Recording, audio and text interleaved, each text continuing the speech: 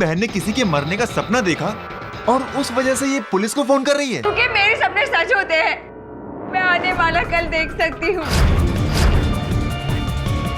जॉयदीप सेन का court case कहाँ लड़ा जा रहा है? और सिर्फ 10 मिनट में मैं ये साबित कर दूंगा कि आप गुनहगार हैं। आपने स्वयं अपने बयान में कहा है कि उस रात जॉय आपके घर पे था। आप अदालत में अपना बयान बदल रहे हैं। लेकिन अगर मिस्टर पाठक वहां से नहीं हटे तो पक्का गिरेगा।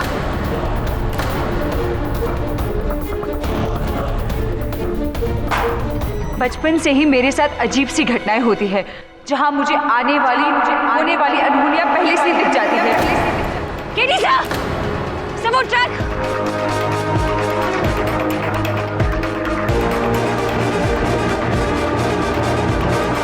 सर, मैं जानती हूँ तृष्णा रायजादा को किसने मारा सर। अच्छा सर, अभी अभी मैंने सपने में उस कातिल का चेहरा देखा सर। मैं जानती हूँ वो कौन है। कौन है? बोलो। जॉयदीप।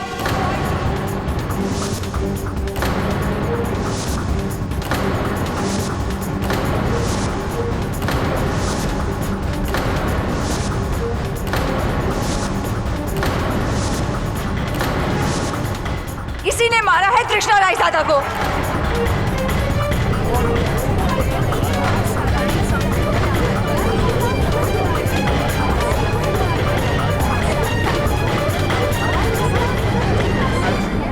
क्या कहा? ये एक मिनट कम अगेन, मैंने ठीक से सुना नहीं। फिर से बताइए ना, क्या कहा आपने? तृष्णा रायजादा का खून इस जॉयदीप ने ही किया है। सर ये झूठ बोल रही है sir she is lying. Your honour, ये तो शिव जी की तीसरी आंख वाला उदाहरण होगा, जहां पलक झपकते ही पाठक साहब का केस भस्म हो गया। पर मिस्टर जायसवाल, आप तो ये सब मानते नहीं थे। अब मानता हूं सर। नहीं, मेरा ये कहना है कि कौन सा साल कहा था आपने भंवरी देवी वाला केस जो था? योर ऑनर, अगर भंवरी देवी के सपने को अदालत ने माना है तो पॉलोमा जी के सपने को क्यों नहीं? उनके पास भी सबूत था, इनके पास भी कोई सबूत। टांग, कौन सी टांग पे कुछ निशान बताया था? कौन सी टांग थी? लेफ्ट कहा था ना शायद आपने। जॉय दादा, अपनी राइट टांग उठाइए। नहीं उठाइए नहीं, सिर्फ दिखा दीजिए तो भी चलेगा वो जख्म। पहले जल्दी। There you are.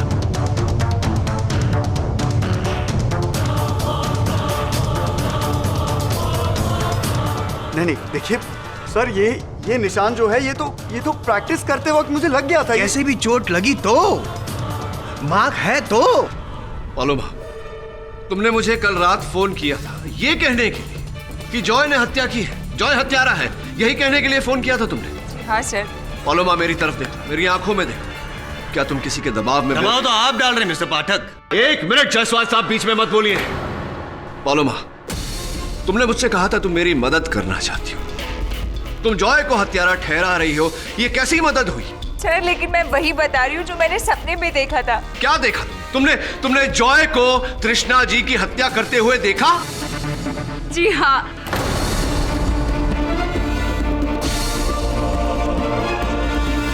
आप लोग मेरा यकीन क्यों नहीं कर रहे? ठीक है सर, लेकिन अब मैं जो आपको बताने जा रही हूँ उस पर सिर्फ आप ही को नहीं कह रही सर, इस पूरी अदालत को मेरे बयान पर यकीन करना होगा कि मेरा देखा हमेशा ही सच होता है। क्या कोई और नया सपना है ये? जी हाँ, मैं जानती हूँ कि वो गन कहाँ छुपाई है जिससे जॉयदीप ने तृष्णा को मारा है।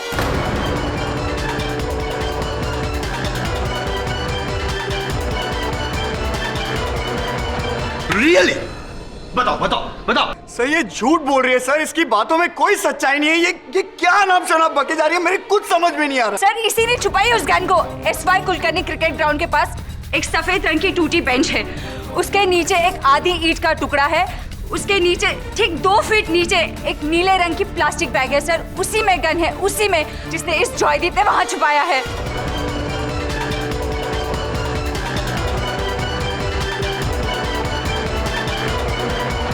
वाह, क्या डिटेलिंग है, मानना पड़ेगा। मतलब सफेद रंग की टूटी बेंच, आधी ईंट, 2 फीट नीचे नीली थैली। क्या बात है पॉलोमा जी, आप तो एकदम टेक्निकल और एचडी में सपने देखते हैं। सॉरी, मैं आपके पक्ष में हूँ फिलहाल। सॉरी योर ऑनर, मैं अदालत से गुजारिश करूंगा कि पुलिस को वहां भेजा जाए एसवाई कुलकर्णी ग्राउंड में, जहां से गन को खोजा जाए। Your honour please, do you mind mister Pathak? ठीक है, इसमें कोई नुकसान तो मुझे दिखता नहीं, पर miss Paloma, I really don't know what to say. अगर आपका दावा गलत साबित हुआ तो इसका नतीजा बहुत सख्त हो सकता है, समझिए आप।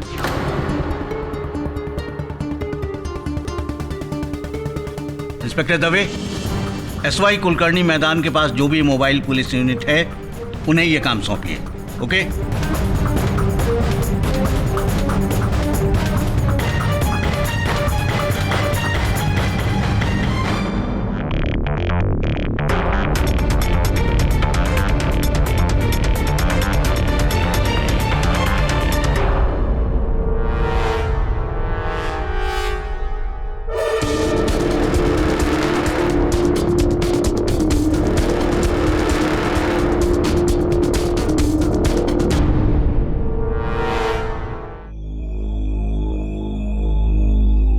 कमाल हो गया पाठक साहब, चमत्कार हो गया ये तो। मिस पॉलोमा, कौन कहता है कि आप बुरा देखती हैं और अधूरा देखती हैं?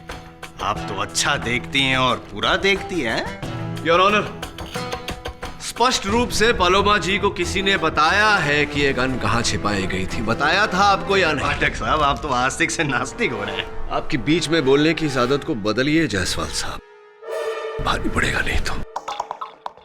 देखो पलोमा, मैं नहीं जानता कि तुमने क्या देखा क्या नहीं देखा, पर मैं जो देख रहा हूं वो ये है कि तुम्हारे बयान के कारण, तुम्हारे कथन के कारण एक निर्दोष व्यक्ति को सजा होगी, दंड मिलेगा।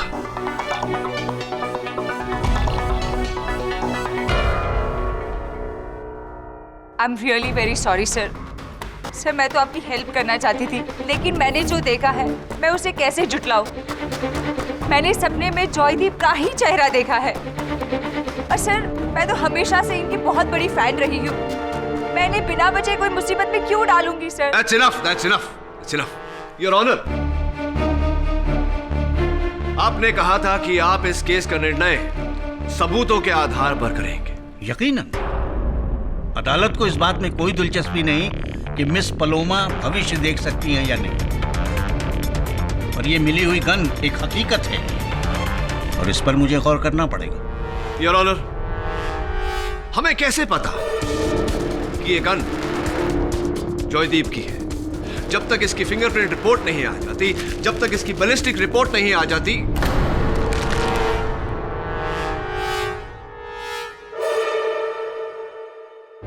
योर ऑनर, मैं मिस्टर रायजादा को एक बार कटघरे में बुलाने की अनुमति चाहूंगा। मिस्टर रायजादा, आपने अपने कथन में कहा है कि उस रात हत्यारा आप पर गोली चलाना चाहता था, किंतु चलाए, राइट?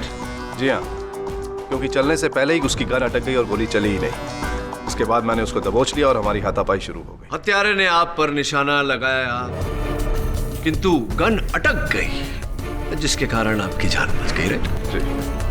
वो गन तो देखी होगी आपने, यही गन है? मे बी, बिकॉज रात बहुत थी और अंधेरा बहुत था, तो अंधेरे में सारे गन एक जैसे लगते हैं। चलिए, जायसवाल साहब की खुशी के लिए मान लेते हैं कि यही गन थी। पहले इसमें से जरा गोलियां निकाल।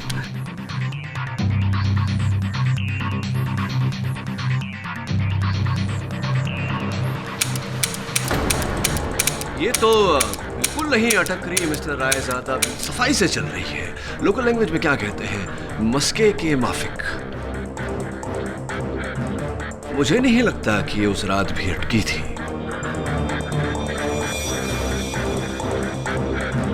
या तो आपका कथन गलत है या ये गन। नहीं लगता आपको ऐसा? क्या मतलब है आपका? मैं झूठ बोल रहा हूँ? जज साहब, जब उस लड़की ने भी वही सपना देखा है तो मिस्टर पाठक, ये गन है, मशीन है। आज चली, कल रुकी, परसों फिर चली। आप केस चलने दीजिए ना, क्यों रोक? लाई, पिस्तौल मुझे दे दीजिए। गोलियां समेत या बिना? मेरी बोली काफी है, गोली आप रखिए दस्तानों के साथ, वरना मेरे निशान आ जाएंगे, फर्स्ट मैं जाऊंगा। If you don't mind.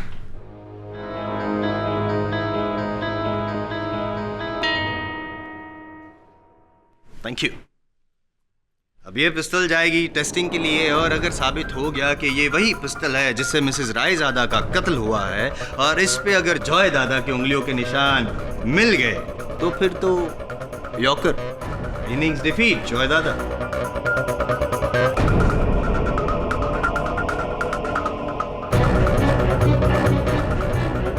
मैंने कहा था ना आपसे सर, ये लड़की भरोसे के लायक है ही नहीं। कोई खतरनाक गेम खेल रही है आपके साथ।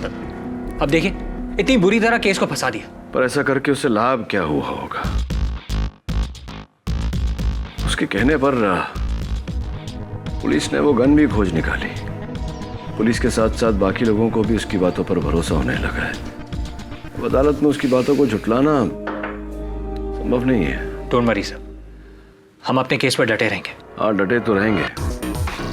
तू भी डटा हुआ था, वो क्या नाम है उसका, नीलभ शर्मा पर कुछ पता चला? सर आई थिंक वो अंडरग्राउंड हो गया, लेकिन मैंने ये पता लगा लिया कि वो सूरत का रहने वाला है और कपड़ों का व्यापारी है। अच्छा, सूरत का रहने वाला कपड़ों का व्यापारी क्रिकेट टीम के कोच के घर क्या कर रहा था? जब तक ये नीलभ नहीं मिल जाता वरुण, तब तक हमें कोच डिकिंसन के झूठ के पीछे छिपा हुआ सच नहीं मिलेगा।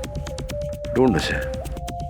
मैं काम करता हूं, जरा जाकर देखता हूं कि पालोमा का ये जो आंखों देखा हाल है, जिसने हमारा हाल बेहाल किया है, उसके पीछे चाल किसकी है। आई मस्ट गो एंड सी।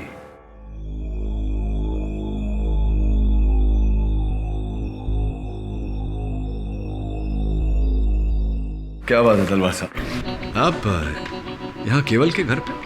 वो मिस्टर केवल मेरी कंपनी में पुराने ट्रैवल एजेंट है, उनसे मिलने आया था। सी,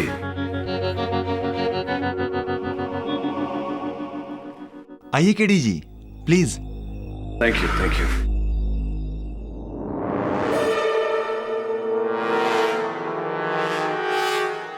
ये वो मिस्टर तलवार अपनी फैमिली के साथ हॉलिडे मनाने जा रहे हैं और इसी सिलसिले में वो मुझसे मिलने आए थे। ये उसी फ्लाइट टिकट्स का पेमेंट है। कहाँ जा रहे हैं मिस्टर तलवार छुट्टियों में? लंदन। लंदन? ऐसी तो इतना बड़ा चेक लंदन जाने के लिए चार्टर्ड फ्लाइट होगा या फिर चांद से होती हुई जा रही फ्लाइट? Sorry, just kidding. मुझे लगता है ये पलोमा जी आपके लिए तलवार साहब चेक छोड़ कर गए हैं। जो झूठा बयान पार्डन मी, जो बयान आपने अदालत में दिया, उसका ये मुआवजा है, नहीं?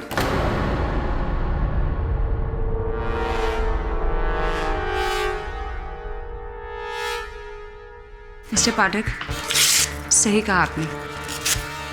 मिस्टर तलवार ने अपनी और अपने पार्टनर मिस्टर रायज़ादा की खुशी से ये चेक मुझे दिया था, क्योंकि मेरे बयान से उनका दुश्मन पकड़ा गया। लेकिन मिस्टर पाठक, मैंने अदालत में जो भी कहा सब कुछ सच कहा। इसके बदले मुझे किसी से ना ही कुछ चाहिए, यहाँ तक कि किसी की झूठी हमदर्दी भी नहीं और किसी का गलत इल्ज़ाम भी नहीं। सर, बेहतर होगा कि आप प्लीज़ अब यहाँ से चले जाएं। बोलो, क्या कह रही है? ठीक है, जैसा आप कहें। क्षमा चाहता हूँ मेरे यहाँ आने से आप लोगों को ठेस पहुंची। क्रिकेट के शौकीन हैं आप सब, पूरा हिंदुस्तान है। Civil court. Trishna Raizada murder case में जॉयदीप सेन धंसते चले जा रहे हैं। लगता है उनका 100th सेंचुरी बनाने का जो सपना है वो सपना बनकर ही रह जाएगा और एक्स कैप्टन रंजन सिन्हा का 9900 का जो खिताब है वो कायम रहेगा, जहां उन्होंने 6 साल पहले मुंबई के वानखेड़े स्टेडियम में ऑस्ट्रेलिया के विरुद्ध खेलकर 99 शतक बनाकर अपना नाम कमाया।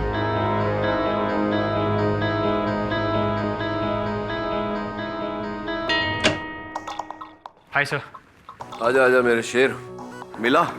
नहीं सर, नीलभ शर्मा नहीं मिला, लेकिन ये पता चल गया कि वो इतने दिनों से अंडरग्राउंड क्यों था। सर, नीलभ शर्मा सिर्फ नाम के लिए कपड़ों का व्यापारी है, उसका असल काम क्रिकेट की सट्टेबाजी है। वैसी श्योर है तू? Yes sir, I am 100% sure. In fact sir, betting circle में उसे नीला भाई कह के बुलाते हैं, लेकिन एक ही प्रॉब्लम है, उससे बहुत कम लोग मिले। अब समझ में आ रहा है मुझे कि अदालत में कोच डिकिंसन क्यों नहीं मानना चाह रहा था कि नीलभ शर्मा उसके घर पर था। ऑब्वियसली एक कोच और एक सट्टेबाज का मिलना क्रिकेट के लिए अच्छे लक्षण नहीं होते। एग्जैक्टली सर, इसीलिए डिकिंसन ने जॉयदीप को झूठा करार दिया ताकि उसका नीला भाई से कोई कनेक्शन ही ना हो। एक कोच को संकोच, क्या ऐसा नहीं हो सकता कि इस हत्या को पूरा षड्यंत्र कोच डिकिंसन ने ही रचा हो? I mean, it's possible.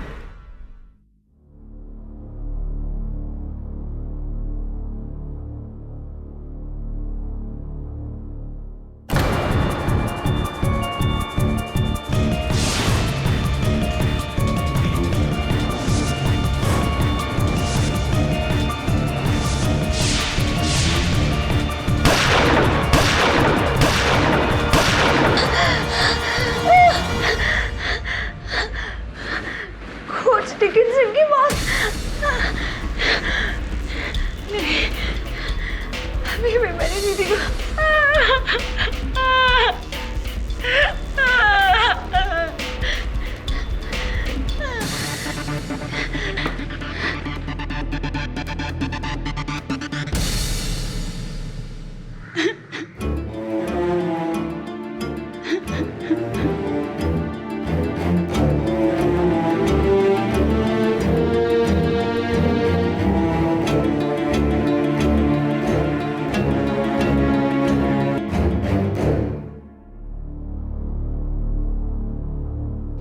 लेकिन दवे नीलम शर्मा सूरत से ही लापता हो गया। ठीक है, कुछ पता चले तो मुझे तुरंत सूचित करना।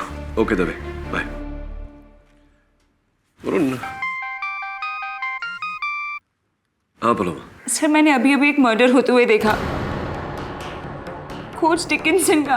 अच्छा, अब ये मत कहना कि ये हत्या भी जयदीप करने वाला है। नहीं सर, मैंने उस हत्यारे का चेहरा नहीं देखा। But sir, this is very serious. Sir please उनको बचा लीजिए सर। पलोमा, तुम पुलिस को इत्तला क्यों नहीं करती? वैसे भी अब मुझसे ज्यादा वो तुम पर यकीन करने लगे। मैं जानती हूँ सर कि आप मुझसे नाराज है, पर सर ये किसी की जिंदगी का सवाल है sir. Sir please coach Dickinson को बचा लीजिए सर। सर प्लीज उन्हें वार्न कर दीजिए कि उन्हें कुछ होने वाला है sir. Sir I request you sir, please. I will, don't worry. Dickinson को फोन लगा।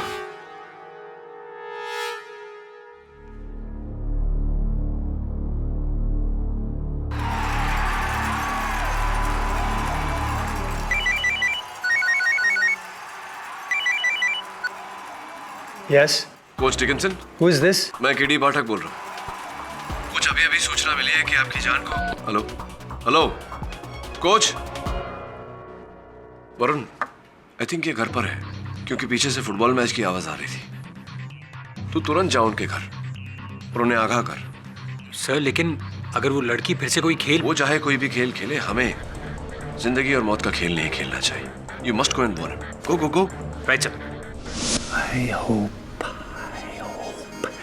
केडी पाठक को मेरा और नलाब का कनेक्शन के बारे में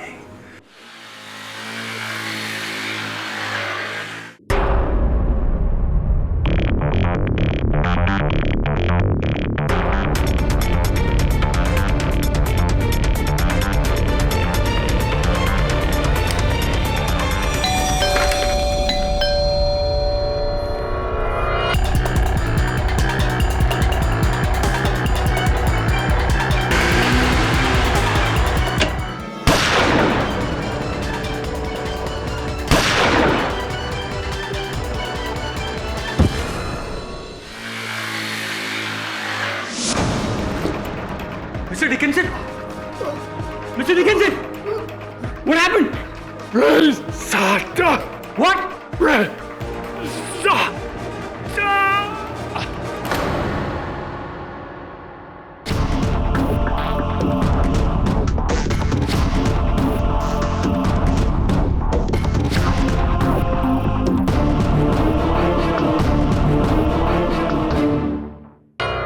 मिस्टर रायज़ादा, इस क्लास पर आपकी उंगलियों के निशान है, जिसका अर्थ यह होता है कि आप कोच ब्रूस डिकिंसन से मिलने गए थे। इस बात को झुटलाइएगा मत। ओके, मैं उनसे मिलने गया था। क्यों मिलने गए थे आप?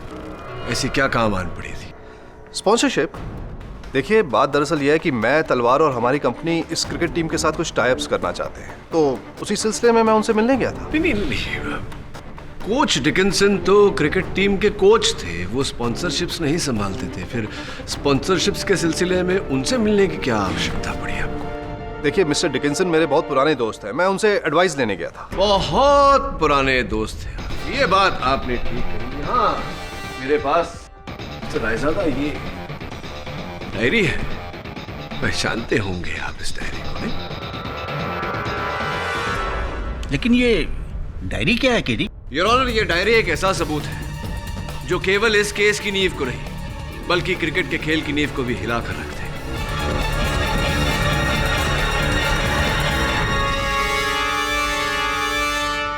Batting your honour, match fixing. Coach Dickinson इस खेल को लेकर यही सब कर रहे थे, सट्टेबाजी से घिरे हुए थे। और इस खेल का मास्टरमाइंड नीलम शर्मा उर्फ नीलू भाई, जो इस समय लापता है। और इस खेल के दो मुख्य पात्र, एक मिस्टर रायजादा और दूसरे इनके पार्टनर मिस्टर तलवार। सही कह रहा हूं मैं mister Raizada?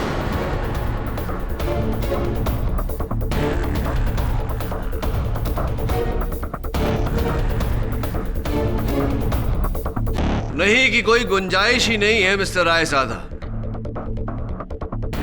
Swiss bank account की सारी सूची, सारे नाम, सारे पासवर्ड, सब कुछ दर्ज है इसमें। You can run, but you can't hide anymore, Mr. Raizada. No, no, Mr. Rizada, you don't understand. मैं बहुत बड़ी मुश्किल में सकता हूँ. No more betting. Relax mister Dickinson, relax. देखिए, अगर आप वो रोमी के केस के बारे में सोच रहे हैं तो भूल जाइए उसे, वो केस खत्म हो गया। नीलम शर्मा को नाम लिया उसका कोर्ट में. Do you realize if there's a connection to me and him? Well, risk is there. मगर मिस्टर डिकिंसन, 150 करोड़ का सट्टा लगा है। पैसा बहुत है, इससे huge amount mister Dickinson. No, I won't do it. Bull, Nalab, no more fixing. The cricket will be clean. All right, मैं बोल दूंगा, लेकिन आपसे एक बात कहूं मिस्टर डिकिंसन, आप इस दलदल से निकल नहीं पाओगे। Don't you threaten me. समझे? मुझे उस आदमी तलवार से नफरत है. I hate that man. Me too. बात दरअसल ये है कि मैं और तलवार अब वो पार्टनरशिप रहने वाली नहीं है हमारी। मैं भी उसे बाहर कर रहा हूं। Fine, don't worry about mister Talwar. Anyways, if you don't want, goodbye. Oops,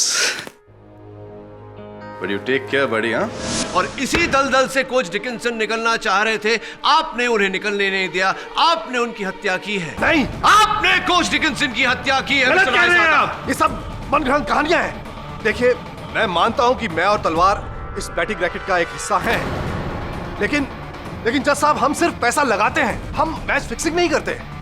match fixing का काम तो उस नीलम शर्मा का है, तो जरूर मर्डर भी उसी ने किया होगा।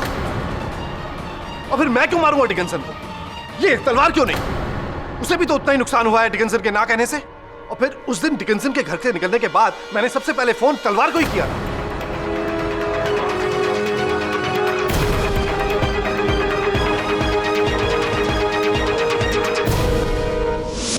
निर्मल, मैंने तेरा कितना साथ दिया और तू मुझे फंसा रहा है। सर, इस स्कैम में मेरा कोई लेना देना नहीं है। मिस्टर जयेश तलवार, स्विस बैंक अकाउंट नंबर 0001268587। देखिए सर, मैं और निर्मल हम सिर्फ पैसा लगाते थे और कुछ नहीं। हाँ, एक आदमी था, वो मेन था, नीलम शर्मा। नीलम शर्मा ने ही कोच डिकिंसन को मारा है। इसका सबूत। अच्छा, सबूत है? क्या है सबूत? कौन सा है? बस दीजिए ना सबूत। उस रात निर्मल ने मुझे फोन किया था, कहा कि कोच डिकिंसन ने मैच पर पैसा लगाने के लिए मना कर दिया है। मैंने उसी वक्त नीलम शर्मा को फोन किया, उसके खुफिया नंबर पर। नीलम गुस्से में आ गया। उसने कहा कि उसके करोड़ों रुपए लगे हुए सीरीज पर। उसे कोच डिकिंसन को बहुत सारी गालियां दी और कहा कि उसे मार डालेगा। नहीं तलवार साहब, ये तो आपका कथन हुआ, सबूत कहाँ है? सर, मेरे पास उसका फोन नंबर है, आप चाहे तो ट्रेस कर सकते हैं। अच्छा। सर, मैं बिजनेसमैन हूँ, खूनी नहीं। मिस्टर पाठक, बीच में बोलने की आदत जाएगी नहीं इसकी। बोलिए mister Jaiswal. Thank you so much. माना कि आपने एक बहुत बड़े स्कैम पर से पर्दाफाश किया, आई अप्रिशिएट, लेकिन शायद आप भूल गए हैं पाठक साहब कि ये जो मुकदमा चल रहा है मिसेस रायजादा के कत्ल का चल रहा है और आरोपी हैं जॉय दादा। तो एक गुजारिश है कि पहले ये जो मुकदमा है वो खत्म करते हैं और फिर आप वो वाला मुकदमा you can take it forward. मैं बीच में नहीं हूँ। जायसवाल साहब, उसी पथ पर मैं चल रहा था जिस पथ पर आप चलना चाहते हैं, क्योंकि योर ऑनर इस पूरे षड्यंत्र का इस केस के साथ सीधा सीधा संपर्क है। जॉयदीप उस रात अपने कोच डिकिंसन के घर पर ही था और जब बिना नीलम शर्मा की असलियत जाने अदालत में उसने नीलम शर्मा का नाम लिया तो कोच डिकिंसन डर गए। वो नहीं चाहते थे कि उनका नाम नीलम शर्मा के नाम से जुड़े। इसी कारण कटघरे में खड़े होकर अदालत में उन्होंने झूठ बोला, जॉयदीप की बात को नकारा। तो तुम्हारा कहना है कि उस रात जॉयदीप एसजी रोड पे नहीं बल्कि कोच के घर पे था? एब्सोल्युटली योर ऑनर, यही मेरा तात्पर्य है। तात्पर्य में तथ्य भी होना चाहिए साहब। साबित कैसे करेंगे विदाउट तथ्य आपका तात्पर्य है? कोई साबित करने वाला आपकी इस बात को? नीलम शर्मा तो फरार है, कोच डिकिंसन तो सिधार गए। अब आप साबित कैसे करेंगे आप जो कह रहे हैं वो बात सच है? Besides that, let's come to the main case.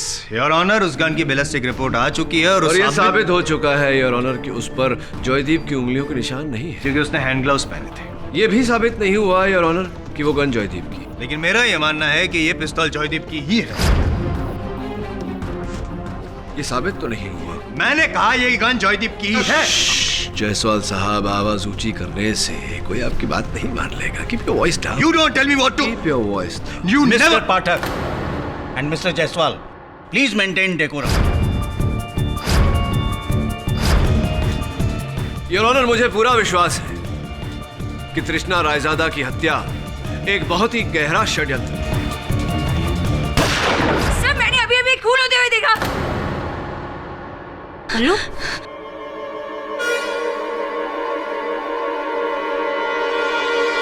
किसका? केडी साल का।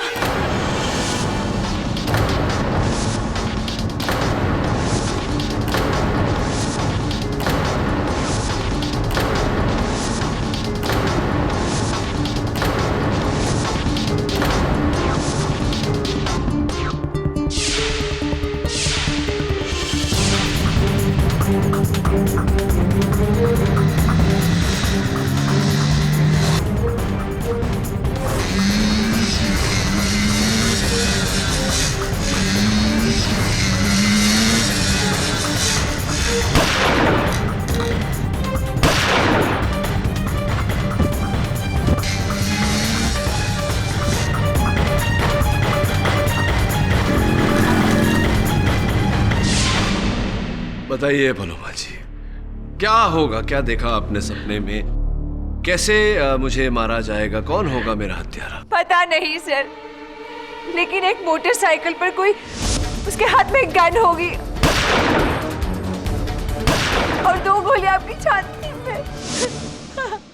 आउच।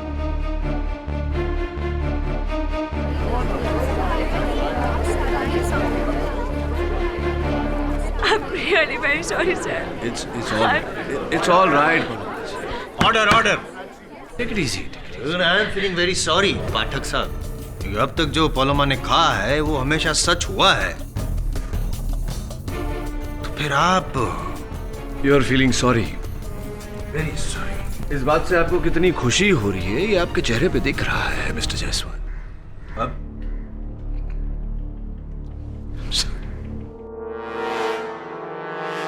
सिक्योरिटी हायर कर लेते हैं, बॉडीगार्ड्स। साहब, जब भी बाहर निकलोगे तो बॉडीगार्ड्स आपके साथ जाएंगे। सब लेट्स बी सेफ। मैं तो कहता हूँ आप बाहर निकलो ही नहीं।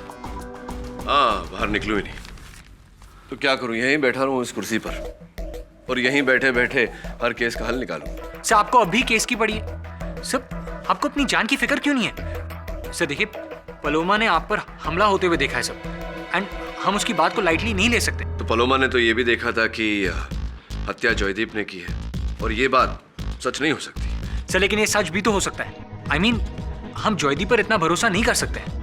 और पलोमा पर भरोसा कर सकते हैं। वो किसी फिल्म में डायलॉग था कि जीवन और मृत्यु दोनों ऊपर वाले के हाथों में होती है मेरे दोस्त, क्या पता कौन सी डोर कब खींच ले। छोड़ने तू ये देख न्यूज़ देख। ये जब से ये क्रिकेट बैटिंग का भांडा फूटा है, ये मीडिया वाले क्रिकेट के खेल को ही चीर रहे हैं। पहले तो मुझे जॉयदीप का 100वां शतक खतरे में लग रहा था, अब तो क्रिकेट का पूरा खेल मुझे खतरे में लग रहा है।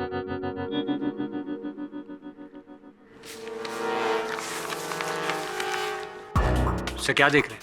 ये जॉयदीप अपना शतक नहीं बना पाएगा, उस पर राजन सिन्हा का लेख है, लेकिन ये चित्र जो है ये उस समय का है जब उसने अपना शतक बनाया था।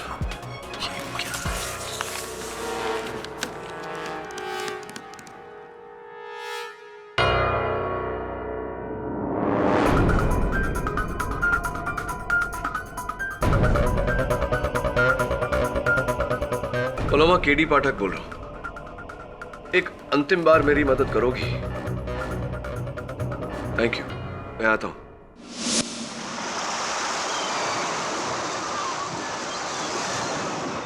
पलोमा, मैं जानता हूं कि जो चेहरा तुमने सपने में देखा था वो जॉयदीप का नहीं, किसी और का था, लेकिन मैं चाहता हूं कि तुम अपनी मुंह जुबानी मुझे बताओ। नहीं, अगर तुम घबरा रही हो तो इशारे में बता दो। समझ गया मैं, मुझे भी इसी पर शक था। अब कल अदालत में इसका पर्दाफाश कर। लेकिन मैंने तो आपको किसी का नाम नहीं बताया।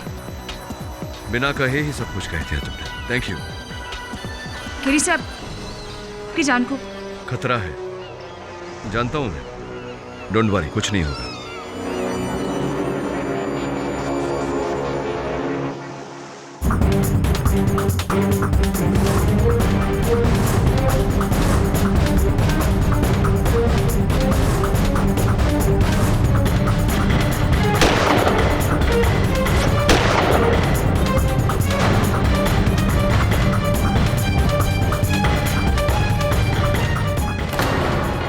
Believe this, it's shocking.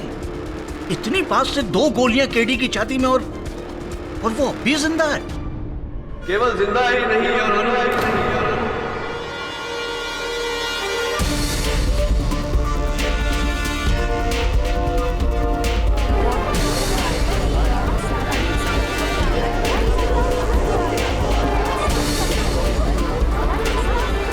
सुरक्षित और स्वस्थ भी। केडी, तुम sorry to disappoint your honour. Paloma ने हर सच, हर घटना को घटने से पहले देखा, और जब पलोमा ने मुझे मरते हुए देखा तो मैंने अपने आप से कहा क्यों नहीं देख लेते, और सब कुछ वैसे ही हुआ यार। वो बाइकर, 2 गोलियां मेरी छाती में, लेकिन पलोमा ने वो नहीं देखा जो मैंने देखा, मेरा बुलेट प्रूफ जैकेट यार ऑनर, जिसके कारण मैं यहां आज आपके सामने खड़ा हूं।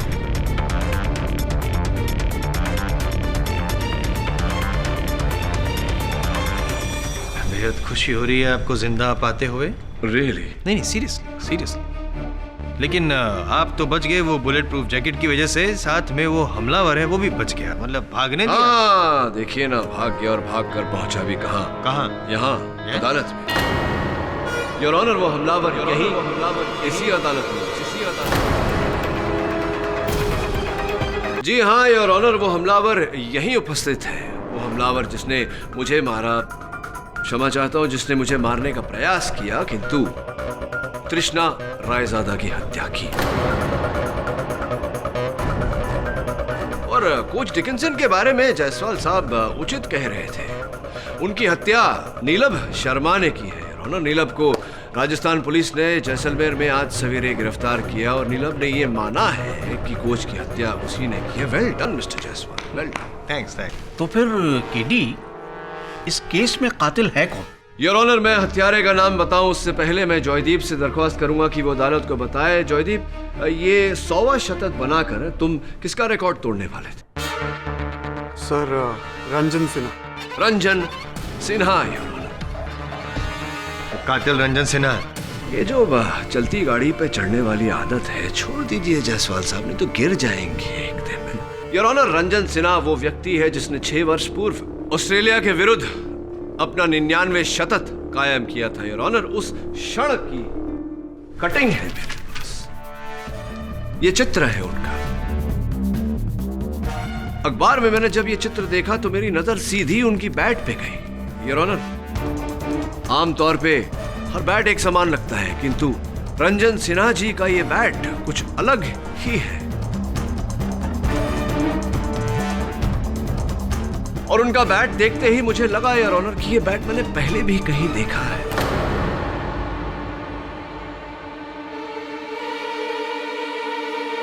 मिस्टर केवल ठाकुर, मैं आपका सेलफोन देख सकता हूँ?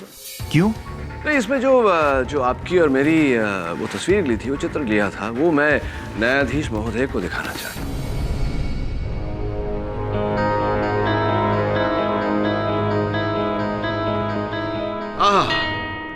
योर ऑनर, केवल जी और मेरा चित्र पीछे देखेंगे, हमारे पीछे तो वही बैट रखी हुई है योर ऑनर।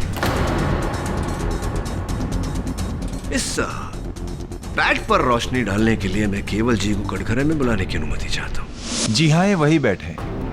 दरअसल उस मैच से पहले एक लकी ड्रॉ हुआ था जो कि मैंने जीता, और जहां मुझे ये बैट जो कि रंजन का था वो मेरा हो गया। राइट, और ये कोई आम बैट नहीं है योर ऑनर। ये वो बैट है जिससे मिस्टर रंजन सिन्हा ने 99 शतक का रिकॉर्ड कायम किया था। उसके बाद जब उनका रिकॉर्ड नहीं टूटा तो इस बैट की अहमियत के साथ साथ कीमत भी बढ़ती गई। 10 लाख से 20 लाख, 20 से 30, 30 से 40, और पिछले महीने सोथेबीज ने इसका आंकड़ा 80 लाख रुपयों पे लगाया था। जी, क्या ये भी सही है केवल जी कि 2 महीने बाद सोथेबीज में जो ऑक्शन होने वाला था, उस ऑक्शन में आपने इस बैट की कीमत 1 करोड़ रुपए लगाई थी?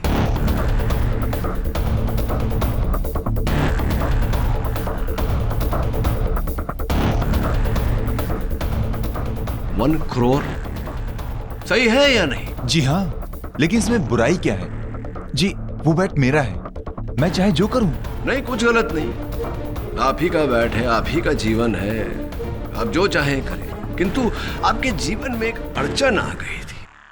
वो ये कि 2 महीने बाद सोथेबीज में होने वाले ऑक्शन से पहले एक क्रिकेट टूर होने वाला था जिसमें जयदीप सेन खेलने वाले थे, जो इस समय रंजन सिन्हा के बनाए हुए रिकॉर्ड के साथ साथ खड़े हैं। और पूरी तरह से संभव था कि जयदीप सेन इस टूर पे रंजन सिन्हा का रिकॉर्ड तोड़ देते, अपना 100वां शतक बना के। एंड योर ऑनर, अगर ऐसा होता तो रंजन सिन्हा का रिकॉर्ड टूटने के साथ साथ उनके बैट की अहमियत और कीमत दोनों कम हो जाती।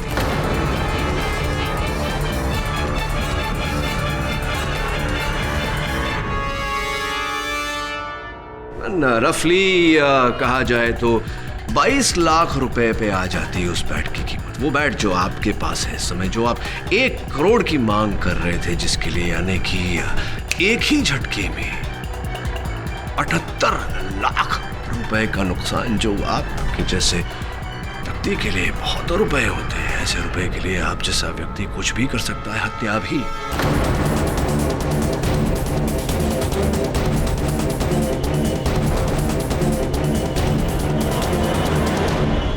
और हत्या आपने की केवल जी, तृष्णा रायजादा की। क्या? वो भी सबको धोखा देकर कि असल शिकार मिस्टर रायजादा है, तृष्णा नहीं। और आप तृष्णा को ही मारना चाहते थे, उन्हीं की हत्या करना चाहते थे या नहीं? लेकिन मैं तो तृष्णा जी को जानता तक नहीं था। आगे तो जयदीप को तो जानते हैं, और इन दोनों के बीच में चल रही प्रेम कहानी के बारे में भी जानते थे। आपने सोचा क्यों 78 लाख रुपए का नुकसान उठाए, क्यों ना एक होनहार निपुण क्रिकेटर को हत्या के आरोप में फंसा दिया जाए। और ऐसा ही आपने किया।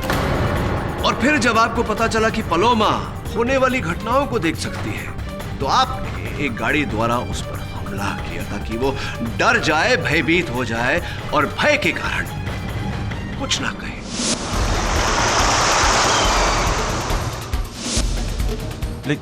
लेकिन सर, पलोमा ने तो मुझे नहीं बल्कि जॉयदीप को देखा था। उसने जॉयदीप को नहीं, आपको देखा था केवल जी।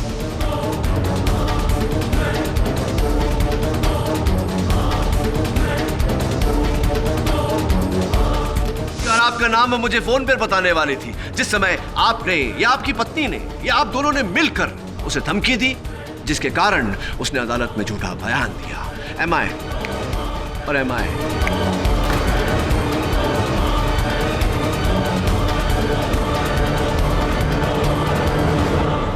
सर, अभी अभी मैंने सपने में उस कातिल का चेहरा देखा सर। सर, मैं जानती हूँ वो कौन है।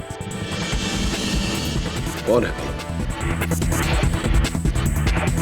सर, मैं वो कल आपको अदालत में बताऊंगी। क्यों अभी फोन पे क्यों नहीं? सर प्लीज, मैं आपको कल अदालत में बताऊंगी। कल आप अदालत में मुझे कटघरे में बुलाना, मैं आपको सब कुछ बता दूंगी। मैं जानती हूँ तूने सपने में किसे देखा। अपने जीजा जी को ना। तू क्या चाहती बोल कि तू अदालत में बयान दे दे और मैं विधवा हो जाऊं? बोलो, मैं तेरे आगे हाथ जोड़ती हूँ, प्लीज अपना बयान बदल देना, इनका नाम मत लेना। बोल, हाथ जोड़ती हूँ तेरे आगे। और फिर योर ऑनर, पलोमा ने अदालत में जॉयदीप सेन पर उंगली उठाई। जॉयदीप! और इस आरोप को पक्का करने के लिए मिस्टर केवल ठाकुर ने वो गन उसी बेंच के नीचे छिपाई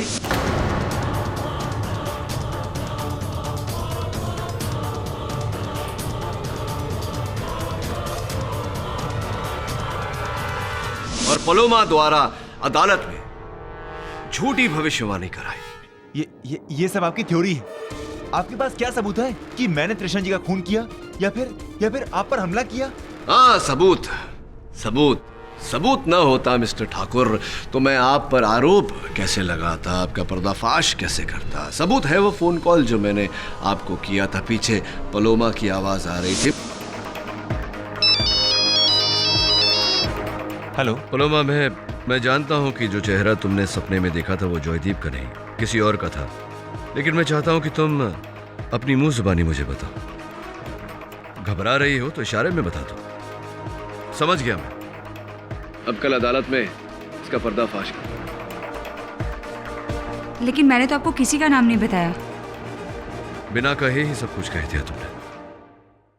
मैं जानता था कि पलोमा की आवाज को सुनकर आपको ऐसा लगेगा कि पलोमा ने मुझे सब कुछ सच सच बता दिया और आप मुझ पर हमला करने पर उतारू हो जाएंगे, जो आपने किया। इसलिए मैंने ये आवश्यक समझा और किया आपसे बिना पूछे अपने ऑफिस बिल्डिंग के बाहर एक कैमरा लगाया और उस रिकॉर्डिंग में मिस्टर ठाकुर हेलमेट पहनने से पहले आपका चेहरा साफ साफ नजर आ रहा।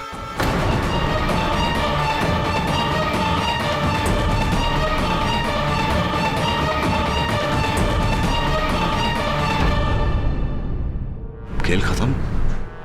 अब पता नहीं पलोमा ने आपके भविष्य के बारे में, आपके फ्यूचर के बारे में क्या देखा।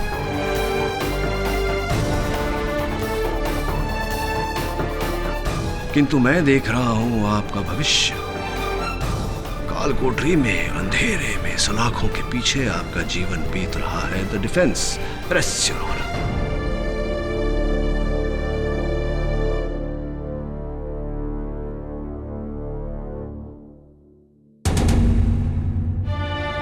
ये अदालत केवल ठाकुर को मिसेस तृष्णा रायजादा के कत्ल के जुर्म में गिरफ्तार करने का हुक्म देती है। साथ ही साथ रुचिता ठाकुर और पलोमा दीक्षित को भी इस अदालत को गुमराह करने के जुर्म में हिरासत में लेने का हुक्म देती है। और जहां तक रही जॉयदीप सेन की बात, तो यह अदालत उन्हें बाइज्जत बरी करती है। The case is closed. Thank you so much KD sir. अब एक बात तो पक्की है कि मेरी जो 100th सेंचुरी है ना, वो तो मैं आप ही को डेडिकेट करूंगा। That's so sweet of you. अब देख जॉय, तेरी इज्जत तो मैंने बचा ली, पर जम के खेलना, देश की इज्जत तेरे हाथ में है। Sure sir. All the best. चल। Thank you so much sir. I am sorry, लेकिन मैं आपका धन्यवाद करना चाहती हूँ मुझे एहसास दिलाने के लिए कि भविष्य देखने की ताकत से ज़्यादा ज़रूरी है उसकी जिम्मेदारी को संभालना। आज के बाद मैं हमेशा ये याद रखूंगी sir. Thank you once again. That's a good thought Paloma. वैसे भी भविष्य देखना एक बात होती है और भविष्य बनाना एक और। हर व्यक्ति का भविष्य उसके अपने परिश्रम, उसके अपने हाथों में होता है। साथ में मां की दुआ हो तो क्या बात है।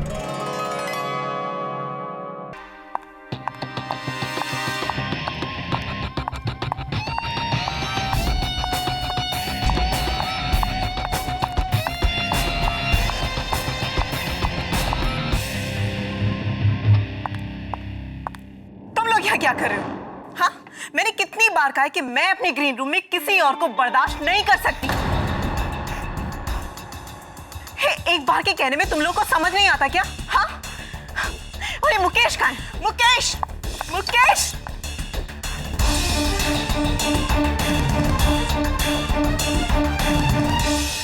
जी मैडम, क्या हुआ? वही जो तुम करवा रहे हो, मुझे समझ नहीं आता कि तुम्हें यहाँ प्रोडक्शन मैनेजर की जॉब किसने दी? हाँ? यही है तुम्हारा मैनेजमेंट?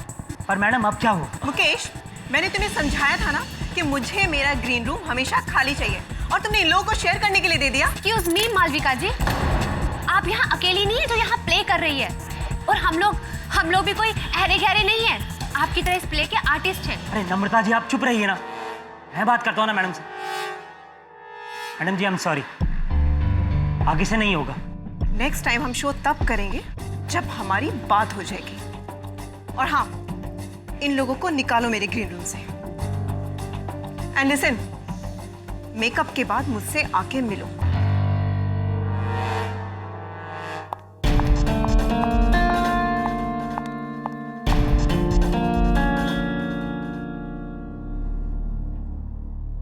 तुम यहाँ पे क्या कर रहे हो? तुमने वो सेट पे जाके चेक किया कि नहीं किया? और प्रॉपर्टीज वो सारी चेक की? और हाँ, बेल की मजबूती चेक की कि नहीं? मैंने सब चेक कर लिया है, सब ठीक है।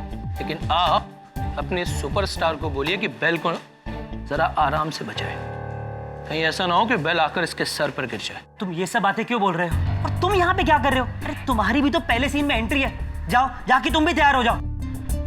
मुकेश भाई, मेरी तैयारी पूरी है, अब परेशान ना हो। युद्ध का बिगुल बज चुका है, अब अंतिम परिणाम की चिंता किसे है? सीजर के लिए अगर जान भी चली जाए तो कोई गम नहीं। अच्छा है सोमेश, अच्छा है। इसको जरा एक नोट ऊपर ले और भी अच्छा लगेगा। ठीक है सर। अरे सब लोग तैयार है ना? शो शुरू होने वाला है भाई। अबे हम तो कब से तैयार बैठे हैं, लेकिन तेरी वो हीरोइन, वो सुपरस्टार तैयार हुई या हम खुद चलकर उसका मेकअप करें? क्या अभिजीत दादा, आप तो सीनियर एक्टर हो, पर उसके लिए क्या सीनियर तो क्या जूनियर, सबको एक ही डंडे से हाँकती है। पता नहीं वो कैसी मनहूस घड़ी थी जब सुरेंद्र जी ने इस औरत को इस प्ले में लेने की सोची। कसम से दादा, जब से आई है ना, स्टेज पे कम और हमें ज्यादा ड्रामा दिखाती है। अरे उसे कोई जाकर समझाए कि ये फिल्म वालों के नखरे स्टेज पे नहीं बर्दाश्त हो सकते। तू इतना गुस्सा क्यों हो रहा है? एक काम कर, एक पैग लगा ले और सारी फ्रस्ट्रेशन को इसके साथ में घटक ले। इतना आसान थोड़ा ना है। इस टेंशन का इलाज ये दारू नहीं, कुछ और ही करना पड़ेगा। जब बीमारी हद से ज्यादा बढ़ जाती है ना, तो ना दवा काम आती है ना दारू। पता है दादा, जाने से पहले कह के गई है, मुझे ग्रीन रूम में आकर मिलो। तो जाना। क्या कहेगी? या तो पैसे की बात करेगी या प्ले छोड़ने की धमकी देगी। मैं ना इसकी धमकियों और बदतमीजी को अब और नहीं सह सकता। तो और कर भी क्या सकता है? बर्दाश्त करने के अलावा तेरे पास और कोई चारा है क्या? हर रोग का कुछ ना कुछ इलाज तो होता ही है।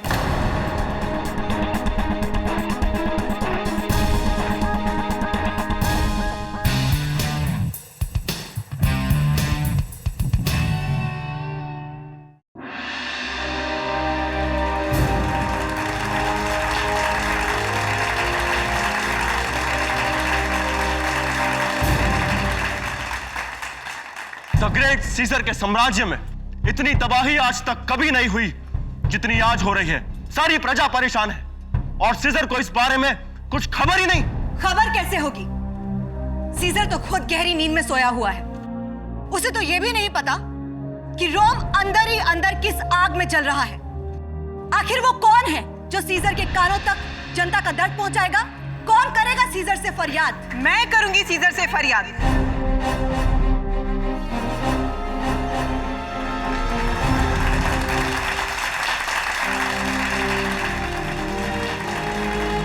और मेरी फरियाद सीजर के कानों तक अवश्य पहुंचेगी। मेरी आवाज सीजर को नींद से जाग जाने पर विवश कर देगी।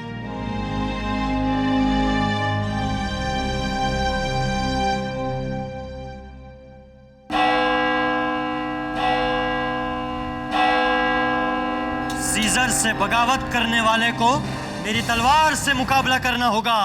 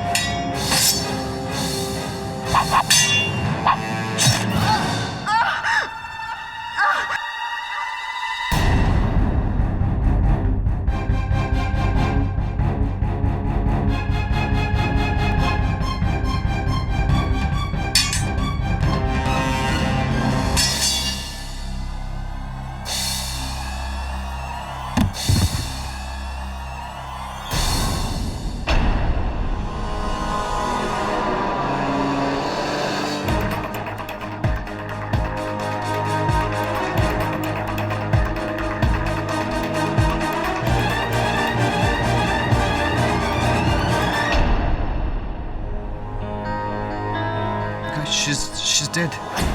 क्या? What?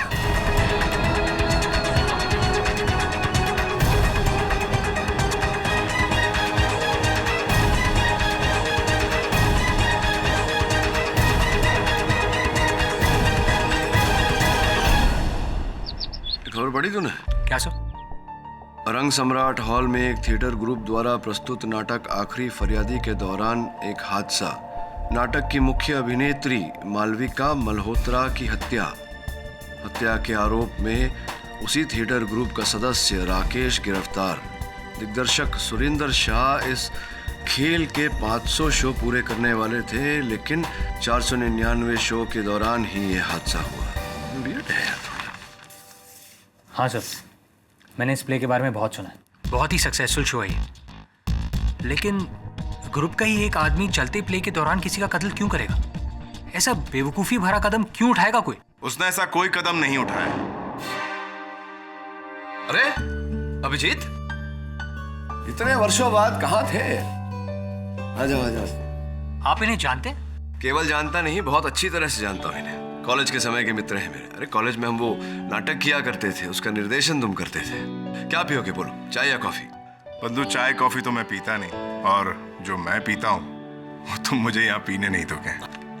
दुर्भाग्यवश तुम जो पीते हो वो हमें से कोई नहीं पीता। अब if I am not mistaken, इस प्ले के हीरो आप ही हैं। सीजर का रोल आप ही प्ले करते हैं शायद।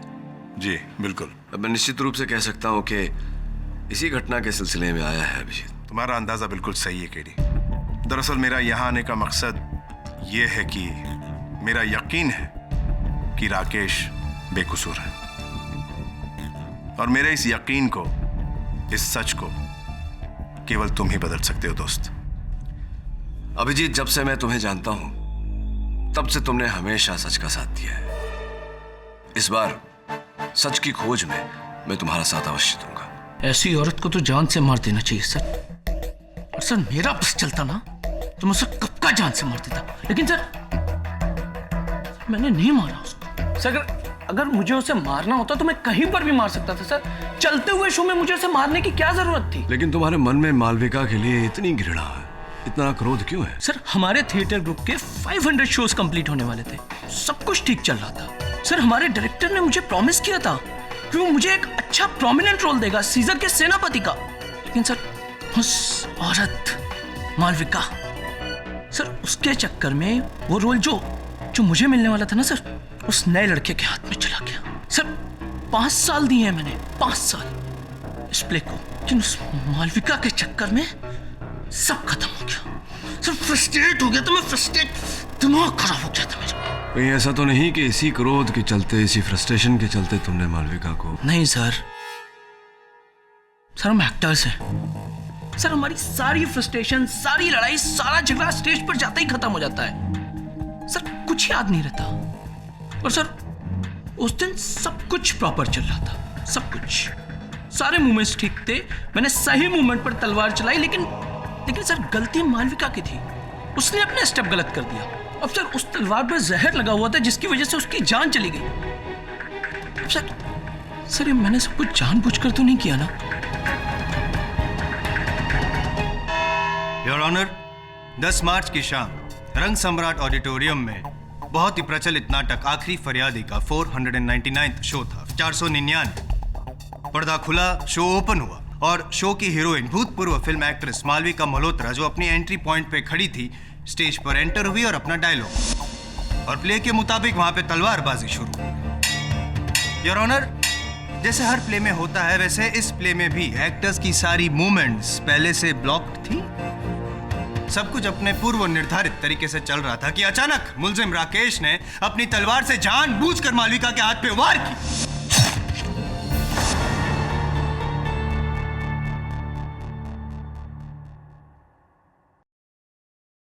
तलवार में धार तो नहीं थी योर ऑनर, इसलिए उनका हाथ तो नहीं कटा, लेकिन एक छोटी सी खरोच आई। खैर यहां तक तो सब कुछ ठीक था। अचंभे की बात तो यह है कि सिर्फ 2 मिनट के भीतर मालविका की मौत हो गई वहीं पे स्टेज पे, और इस मर्डर को होते हुए वहां बैठे सैकड़ों लोगों ने देखा। राइट? सर मैंने जानबूझकर नहीं किया सर, गलती मालविका की थी, उसने गलत स्टेप लिया जिसकी वजह से मेरी तलवार उसके हाथ पर लग गई और उसके हाथ को खरोच आ गई, और उस खरोच की वजह से उसकी मौत हो गई। नहीं मतलब आपका ये कहना है कि जरा सी छोटी वाली खरोच की वजह से 2 मिनट में एक इंसान मर सकता है, यही कहना चाहते हैं? नहीं सर, मेरा ये मतलब नहीं था। आपका मतलब साफ था, आप ये चाहते थे कि चलते हुए प्ले में आप मालविका पे तलवार से वार करें जिसपे कोई धार ना हो, लेकिन उसको खरोच आए, चोट पहुंचे, यही आप चाहते थे, क्योंकि आपने उस तलवार पे पहले से जहर लगा के रखा था राकेश,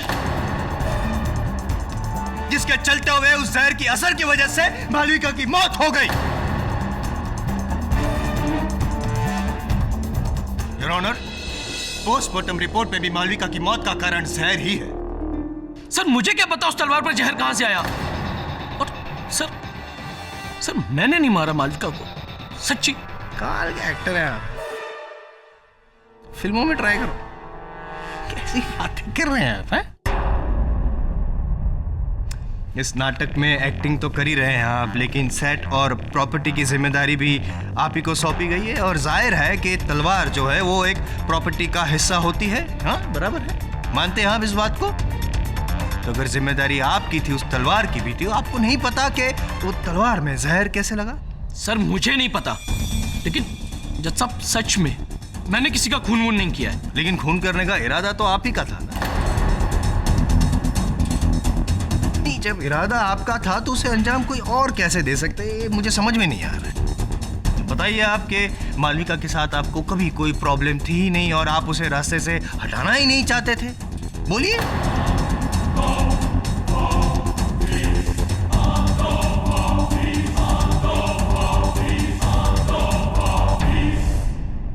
नहीं, नीचे कहां देख रहे हैं? शर्म से आंखें झुक गई है आपकी, नहीं बता पाएंगे आप, ये कड़वा सच स्वीकार नहीं कर पाएंगे आप राकेश, लेकिन मैं ये सच साबित करके रहूंगा। योर ऑनर, और अपने इस सच को साबित करने के लिए सबसे पहले मैं इस प्ले के प्रोड्यूसर, जो आखिरी फरियादी नाटक है, उसके प्रोड्यूसर श्री सुरिंदर शाह को कटघरे में बुलाने की इजाजत चाहूंगा। इजाजत। मिस्टर सुरिंदर शाह, आपका ये जो प्ले है आखिरी फरियादी, 499 शोज, बहुत बड़ी बात है। इतने परफॉर्मेंस बहुत बड़ी बात है। तो जाहिर है कि उस दिन जब ये शो हो रहा था तब आप भी वहाँ ऑडिटोरियम में मौजूद रहे हो? जी हाँ। क्या मुझे आप इस बात पे रोशनी डाल सकते हैं, ये मालविका जी और राकेश के संबंधों के बारे में कुछ बता सकते? देखिए, इस विषय में मुझे कुछ ज़्यादा मालूम नहीं है, पर हाँ, मालविका को मैं ही इस प्ले में लेकर आया था और उसके लिए उसे अच्छी खासी फी भी दे रहा था मैं। आप तो जानते ही हैं, फिल्म वालों का चेहरा देखने के लिए लोग नाटक देखने आते हैं, नहीं तो नाटक में इन्वेस्ट करना समझदारी का सौदा तो है नहीं। छोड़िए, मुझे ये बताइए सुरिंदर जी कि इस नाटक के रिहर्सल्स के दरमियान राकेश और मालविका जी के बीच में कभी कोई मिसअंडरस्टैंडिंग, कोई तनाव, झगड़ा वगैरह कुछ हुआ? देखिए, इस विषय में मुझे कुछ मालूम नहीं है, मगर हाँ, अगर किसी को कुछ पता होगा तो इस प्ले के डायरेक्टर अनिरुद्ध को ही पता होगा। एक बात बताइए मुझे अनिरुद्ध जी कि ये आपका जो नाटक है आखिरी फरियादी, उसके जो लास्ट 2 शो के पहले 3 मार्च को जब रिहर्सल हो रही थी, उस दौरान राकेश और मालविका के बीच कुछ हुआ? मैंने राकेश को लास्ट 2 शोज में सीज़र के सेनापति के कैरेक्टर के लिए प्रॉमिस किया था, बट मालविका कहने पे मुझे ये प्रॉमिस तोड़ना पड़ा और वो रोल सुमेश को देना पड़ा, जिससे राकेश काफ़ी ज़्यादा नाराज़ था और इस बात को लेकर उसने मुझसे और मालविका दोनों से झगड़ा भी किया उस दिन। एग्जैक्टली, यू राइट अनिरुद्ध, यही हुआ था योर ऑनर। एक छोटे रोल की वजह से राकेश ने अपने रास्ते में आने वाले कांटे को हटा दिया जो उनको आंखों में चुभ रहा था। खैर, ये बात तो हुई 3 मार्च की। आइए रोशनी डालते हैं 10 मार्च की रात क्या हुआ था जब ये प्ले परफॉर्म हो रहा था और मालविका जी की मौत हुई। और इसके लिए मैं इजाजत चाहूंगा इस प्ले के प्रोडक्शन मैनेजर मुकेश त्रिवेदी को कटघरे में बुलाने की। मुकेश जी, राकेश और मालविका जी के संबंध कुछ ज़्यादा अच्छे नहीं थे, तनाव भरे थे और राकेश को अपने गुस्से पे काबू नहीं है, अपने बस में नहीं रहता है। ये सब बातें तो सब जानते हैं जी। ये बताइए कि उस रात 10 मार्च की रात जब ये शो परफॉर्म हो रहा था, ऐसी कोई घटना घटी थी जिस पे राकेश पे शक जाहिर किया जाए? शो शुरू होने से पहले मैंने ही राकेश को बोला था कि बेल की मजबूती चेक कर ले और सारी प्रॉपर्टीज़ को भी एक बार चेक कर ले। उस वक्त भी राकेश मालविका से काफ़ी गुस्से में था, लेकिन मुझे ये नहीं पता था कि वो चलते हुए प्ले में इस तरीके से अपना गुस्सा निकालेगा। अरे जायसवाल साहब, बैठे बैठे थक गया। क्यों ना, अगर आपको आपत्ति ना हो तो क्यों ना मैं थोड़ी पूछताछ कर लूँ, आप थोड़ी देर बैठे। I was missing you sir, please. धन्यवाद। हाँ, तो माननीय खेल के प्रोडक्शन मैनेजर साहब, कि बात कही जा चुकी है अदालत में कि राकेश मालविका पर क्रोधित था, तो आपने भी ये मान लिया कि उसी क्रोध के चलते राकेश ने उस तलवार से वार किया मालविका पर। इसमें मानने वाली क्या बात है? ये सब कुछ तो हमने अपनी आंखों से देखा है और ये बात तो सबको पता है कि राकेश की तलवार से मालविका को खरोच आए।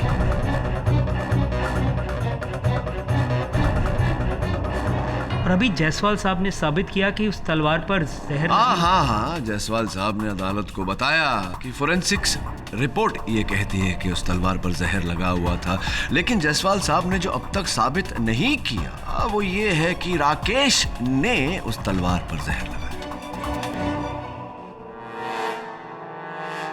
जो भी हो, इस बात का भी उचित समय आएगा। ये बताइए प्रोडक्शन मैनेजर साहब की ये जो शो खेल जो आप करते हैं, जो तलवारबाजी का जो दृश्य है, स्पष्ट है कि इसका पूर्वाभ्यास हर अभिनेता, हर कलाकार ने किया होगा। बिल्कुल, इनफैक्ट सारे एक्टर्स इस सीक्वेंस को बहुत अच्छी तरीके से करते थे। तो मुकेश जी ये बताइए कि इतना पूर्व अभ्यास करने के बाद भी ये कैसे संभव है कि वो तलवार जा करके मालविका के हाथों पर लगा? अर्थात इनके क्रोध के अतिरिक्त और कोई कारण हो सकता है? मिस्टर पाठक, आ गए आपके जायसवाल साहब। कहिए जी, कहिए। क्या आप साबित क्या करना चाहते हैं? मालविका जी ने खुद तलवार पे जहर लगाया होगा और फिर खुद उनके कदम यूं गलत पड़े होंगे, खुद अपना हाथ यूं बीच में डाला होगा ताकि उनके हाथ पे खरोच आए और उनकी मौत हो जाए। खुद खुशी? ना जायसवाल साहब, खुद खुशी नहीं हो रही है मुझे आपको इतनी मूर्खतापूर्ण बात करते हुए देख। क्यों कोई अपने ही मृत्यु का जाल बुनेगा? अगर आपने पोस्टमार्टम रिपोर्ट ध्यान से पढ़ी होती तो आपको इस बात का आभास होता कि जिस समय मालविका की मृत्यु हुई उस समय उनकी लहू में कम मात्रा में ही सही नींद की दवा थी।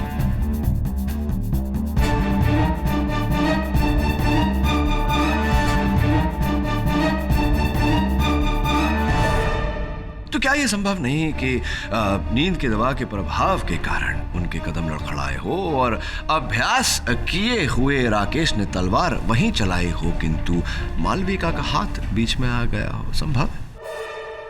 लेकिन तलवार पे जहर कहां से है? इस प्रश्न का उत्तर भी देंगे। इससे पहले मेरा एक प्रश्न है कि मालविका की लहू में नींद की दवा कहां से आई? योर ऑनर, ये नींद की दवा एक आयुर्वेदिक औषधि में मिलाई गई थी। मुलैठी कहते हैं उसे, जिसे अक्सर खेल करने वाले, नाटक करने वाले कलाकार गला साफ करने के लिए खाते हैं। एक और प्रश्न ये है कि मुलैठी में नींद की दवा आई कहाँ से और ये दवा मालविका को दी किसने? आपको पता होना चाहिए मुकेश जी, आप तो देख रेख करते हैं सबका। किसने दी थी मुलैठी मालविका को? हमारे ग्रुप में सोमेश ही मुलेठी खाता है।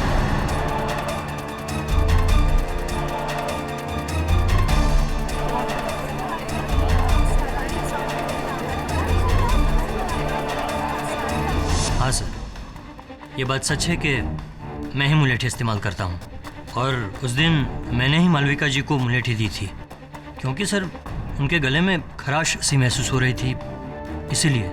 लेकिन सर मैंने उनकी मुलेठी में कुछ नहीं मिलाया। और सर आप ही बताइए मैं ऐसा क्यों करूंगा? मालविका जी की वजह से ही तो इस नाटक में मुझे एक इम्पोर्टेंट रोल मिला है। मुलैठी आपके पास थी, आपने मालविका जी को दी, आपने उसमें नींद की दवा नहीं मिलाई तो किसने मिलाई होगी? कौन कर सकता है ये कार्य आपके अनुसार? सर कोई भी कर सकता है। राकेश कर सकता है। आपके पास मुलैठी जो थी उसमें नींद की दवा मिलाएगा राकेश? मुकेश जी कर सकते हैं। अच्छा, मुकेश जी भी कर सकते हैं सर, क्योंकि हमारे ग्रुप में सभी लोग मालविका जी से बहुत खफा थे, इसीलिए। और हाँ सर, और तो और अशोक जी भी कर सकते हैं। क्यों? सर क्योंकि मालविका और अशोक के बीच में काफी टाइम से कुछ चल रहा था और ये बात सभी लोग जानते थे। और उस शाम मैंने भी विंग्स में से देखा था दोनों को झगड़ते हुए। सर अशोक मालविका से दूर जाना चाहता था और मालविका इस बात से बहुत खफा थी, इसीलिए। हाँ, ये सच है कि मेरे और मालविका के बीच रिलेशन थे, पर मैं उस रिलेशन से बाहर आना चाहता था। अच्छा, आप उस रिलेशनशिप से बाहर आना चाह रहे थे, आप उस संबंध को तोड़ना चाह रहे थे, तो आप ही ने फिर राकेश की तलवार की धार पर वो विष लगाया होगा और मालविका की मुलैठी में नींद की दवा मिलाई होगी जिसके कारण यह हादसा हुआ। नहीं, ये सच नहीं है। भला मैं क्यों मालविका को मारना चाहूंगा? अपनी विवाहित जीवन को बचाने के लिए कदाचित। जज साहब ये झूठ है। मुझ पर झूठा इल्जाम लगाया जा रहा है, ये सब बकवास है। इनफैक्ट जिस दिन मालविका का मर्डर हुआ था उस दिन तो मुझसे स्टेज के अलावा कहीं और पर्सनली मिला भी नहीं था। Relax your honour. KD Pathak साहब केस को बस यूं ही घुमा रहे गोल गोल, पता नहीं क्यों टाइम वेस्ट कर रहे हैं, जबकि सारे गवाहों और सारे बयानों से ये साफ है कि राकेश और मालविका का झगड़ा था। राकेश की तलवार से मालविका को चोट पहुंची और राकेश की तलवार पे जहर था। और हाँ, जहाँ तक ये आपका वो मुलैठी में नींद की दवाई वाला जो सवाल है आपका, हो सकता है पाठक साहब कि वो नींद की दवाई राकेश ने मिलाई। नहीं, जिस तरह से आप इल्जाम लगा रहे हैं जनाब पे, अशोक जी पे, उसी तरह, ताकि मालविका जी नींद में हो और गलत कदम उठाए, उनका हाथ बीच में आ जाए और राकेश। नाटक में नाटक, योर ऑनर। अब अदालत में भी नाटक, एक नई कहानी। कहानी नहीं है पाठक साहब, तथ्य है।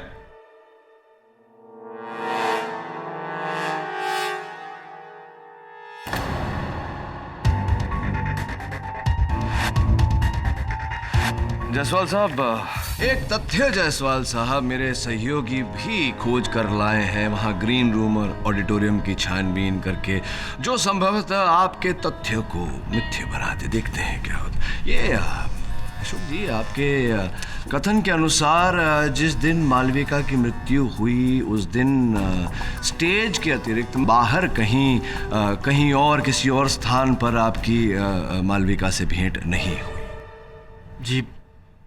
जी हाँ। चलिए, आपकी बाकी बातों के साथ साथ इस बात को भी मान लेते हैं। ये बताइए कि इस खेल में, इस नाटक में जितने पात्र हैं, उनके वस्त्रों पर एक ब्रोच होता है ब्रोच यहाँ लगाओ। जी हाँ। तो आपके वस्त्र से वो ब्रोच लापता है, गायब है, क्यों, कहाँ चला गया? जी मुझे क्या पता, वहीं कहीं गिर गया होगा। कहाँ गिर गया हो? ये ब्रोच जो है आप ही का है। देखिए, आप ही के वस्त्र से गिरा हुआ। मैं ये समझ नहीं पा रहा हूँ अशोक जी कि जब आपकी मालविका जी से कहीं, आप ही के कथन के अनुसार, बाहर कहीं भेंट हुई ही नहीं, तो आपके वस्त्र से आपका ये ब्रोच मालविका जी के ग्रीन रूम में कैसे गिरा?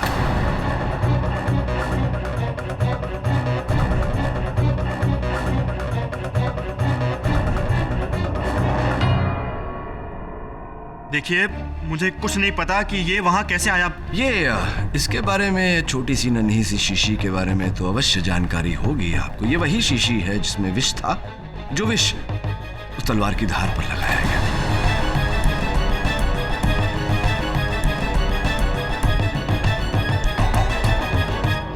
हाँ, एविडेंस। सर एक मिनट, ये शीशी तो राकेश की है। राकेश की शीशी है? जी सर। आश्चर्यजनक बात है कि राकेश की शीशी पर आपकी उंगलियों की छाप कैसे आ गई? How is it possible?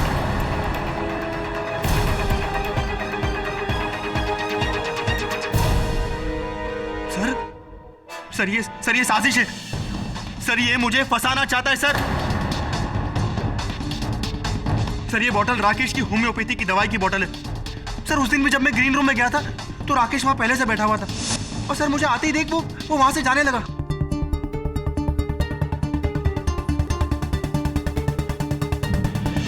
Sir मैंने उसी टाइम सर मैंने उसे शीशी उसके हाथों में दी थी, और हाँ सर उसने वो टाइम वो शीशी रुमाल से पकड़ी थी सर।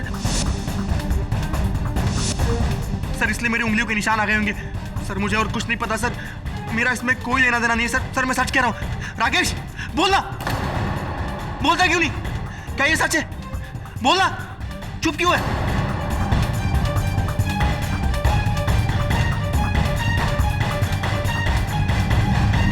राकेश जी, क्या आप अशोक जी की बातों से सहमत हैं? अशोक सच बोल रहा है सर, ये शीशी मेरी है। पर सर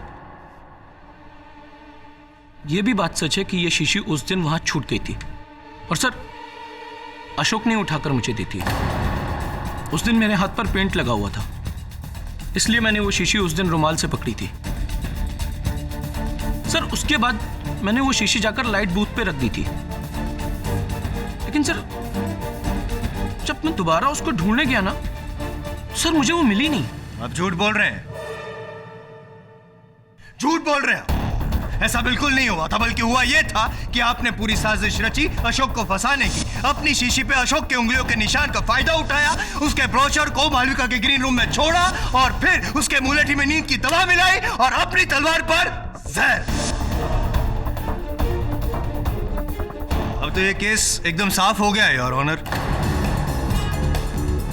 थैंक यू पाठक साहब।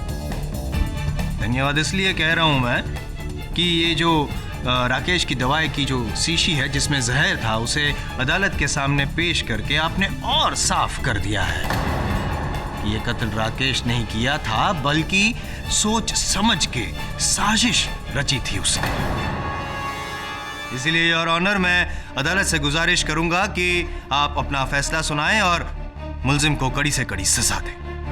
मिस्टर पाठक, क्या आप अपने मुवक्किल की बेगुनाही साबित करने के लिए कोई और सफाई पेश करना चाहेंगे?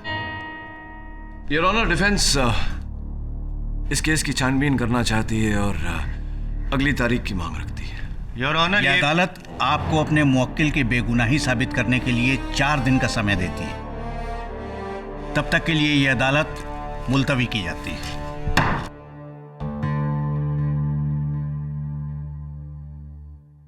अशोक के पास मालविका को मारने का सबसे बड़ा मोटिव था सर।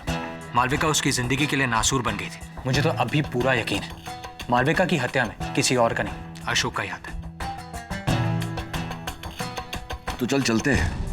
कहाँ से? प्रोड्यूसर सुरेंद्र शाह अदालत से विशेष आज्ञा लेकर 500वां शो कर रहा है। चल देखने चलते हैं। 500 शो करना आसान नहीं होता वरुण। कहाँ जा रहे? अरे भाई मेरे, कहाँ जा रहे? Sorry sir. उठा लीजिए, उठा लीजिए। आपके चेहरे का रंग क्यों उड़ा हुआ है? हम लोग आपका 500वां शो देखने आया है, पसंद नहीं आया? नहीं सर, ऐसी कोई बात नहीं है। अच्छा अच्छा अच्छा। बाकी के सह कलाकार कहाँ हैं आपके? सर वो बाकी सब सर स्टेज पर है। एनीवे सर, सेकंड बेल बज चुकी है, आप लोग भी ऑडिटोरियम में चलिए ना। सर मुझे वो कुछ ज़रूरी काम है, मैं ज़रा जाके आता हूँ। हाँ जाइए जाइए, जा जाइए।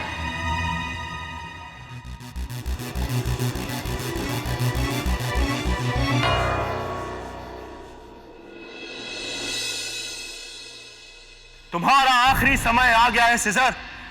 अवाम के फैसले को अब तुम रोक नहीं पाओगे। सीजर की विशाल सेना के सामने यह अवाम क्या टकराएगी? गिरफ्तार कर लो इसे। चलो। लगता है तुम अवाम की ताकत को नहीं जानते। सीजर, अच्छा नहीं होगा।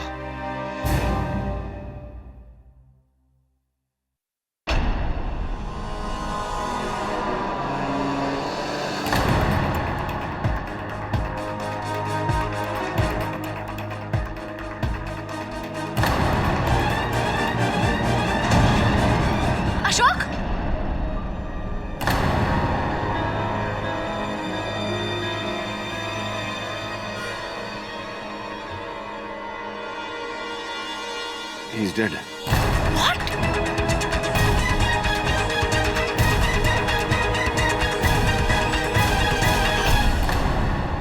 वरुण, पुलिस को फोन कर। तो जब इसके पीछे गया था, इसने वो एनवेलप किसको दिया था? सर वो एक आदमी था, लेकिन वो आदमी यहाँ नजर नहीं आ रहा। शायद वो बाहर का आदमी था। हेलो दवे।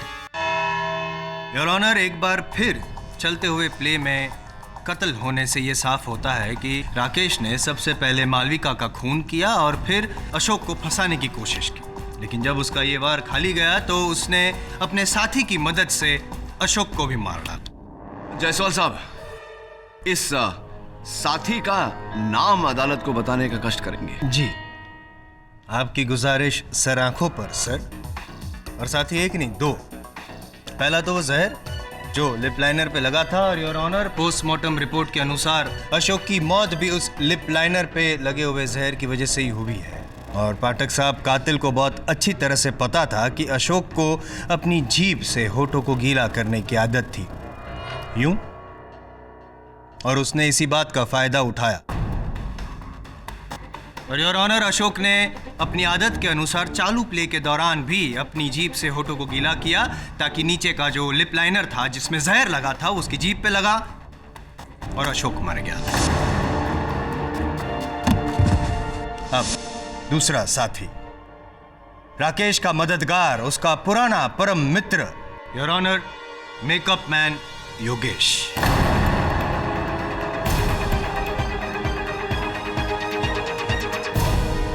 योगेश जी, सबका मेकअप हो जाने के बाद एकदम लास्ट में एंट्री होने से पहले ही स्टेज पे आपने अशोक जी के होठों के नीचे लिप लाइनर क्यों लगाया, क्या बता सकते हैं आप? मेकअप के बाद ही मैं हमेशा टचअप करता हूँ स्टेज पे।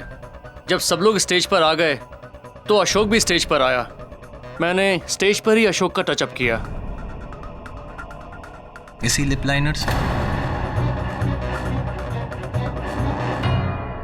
इसी लिप लाइनर से आपने होठों के नीचे अशोक पे वो मेकअप का टचअप किया जिसमें जहर था।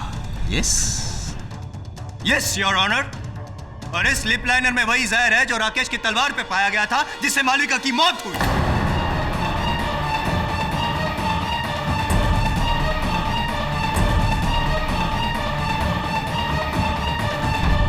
एक बात बताइए मुझे योगेश जी, दोनों जगह आपने इसी जहर का इस्तेमाल किया होगा नहीं? क्या बकवास कर रहे हैं आप? बकवास मैं नहीं, आप कर रहे हैं। अगर आप मेकअप मैन हैं, आपके हाथ में लिप लाइनर रहता है तो आपको कैसे पता नहीं कि जहर कहां से आया? मुझे कैसे मालूम होगा? मैं तो सबके साथ स्टेज पर था और जब अशोक आया तो मैं लिप लाइनर लेने अपने ग्रीन रूम में गया। उस बीच जरूर किसी ने लिप लाइनर चेंज किया होगा। मेकअप मैन आप हैं, लिप लाइनर आपके पास रहता है, चेंज किसी और ने किया। क्यों? किसने किया होगा, बता सकते हैं आप? नहीं, किसने किया होगा बताइए जल्दी। शो वाली शाम को जब सब स्टेज पर थे और मैं ग्रीन रूम में लिप लाइनर लेने गया तो मैंने वहां से नम्रता को बाहर आते हुए देखा।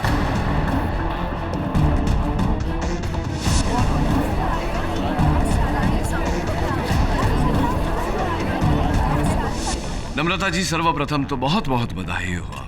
अंततः आपने मालविका की जगह ले ही ली। माफ कीजिए सर, मैं आपका मतलब नहीं समझी। मतलब अब ये जो नाटक है, खेला है आखिरी फरियादी, इसमें आप मुख्य भूमिका निभा रही हैं। हर कलाकार की इच्छा होती है, चेष्टा होती है कि वो मुख्य भूमिका निभाए। जी हाँ, पर इसमें बुरा क्या है? तो बुराई तो है। मुख्य भूमिका पाने के लिए बाकी कलाकारों को रास्ते से इस प्रकार हटा करके। आप कहना क्या चाहते हैं सर? मैं ये कहना चाहता हूँ नम्रता जी कि पहले आपने विष का इस्तेमाल करके मालविका को रास्ते से हटाया, फिर उसी विष का इस्तेमाल करके आपने अशोक का भी खून किया। केडी क्यों जबरदस्ती आप नम्रता के मुंह में शब्द घुसेड़ रहे हैं? अदालत में ये तो साबित हो चुका है कि मालविका के कत्ल में राकेश का हाथ है। यहाँ पे अशोक के कत्ल के सिलसिले में आपने नम्रता को शायद यहाँ पे इस कटघरे में बुलाया था, भूल गए आप? लगता है शायद बहुत स्ट्रेस में है। Why don't you take a break? नहीं, स्ट्रेस की वजह से इस तरह भावनाओं में बह जाना not good। जायसवाल साहब, मैं भावनाओं में नहीं बह रहा, किंतु आपकी भावनाओं की भाव को देखकर मुझे लग रहा है कि अब मुझे इनसे केवल अशोक जी की हत्या को लेकर ही प्रश्न पूछने चाहिए। आप बैठिए ना, take a chill pill, don't stress. Thanks. हाँ तो नम्रता जी, मेकअप मैन योगेश की कथन के अनुसार जब सारे कलाकार वहाँ मंच पर उपस्थित थे, आप वहाँ नहीं थी, आप ग्रीन रूम। ये सरासर गलत इल्जाम है मुझ पे और ये आदमी झूठ बोल रहा है। मैं ग्रीन रूम में गई नहीं थी। नम्रता जी, आपकी इस बात की पुष्टि हम कर सकते हैं बाकी लोग यहाँ जो हैं उपस्थित, उनके कथन से। इसलिए सोच समझ के उत्तर दीजिएगा। आप ग्रीन रूम में थी या नहीं थी? पूरे समय स्टेज पर थी या नहीं थी? थी या नहीं थी? जी नहीं, मैं पूरे समय स्टेज पर नहीं थी। राइट, तो कहाँ थी आप? Green room.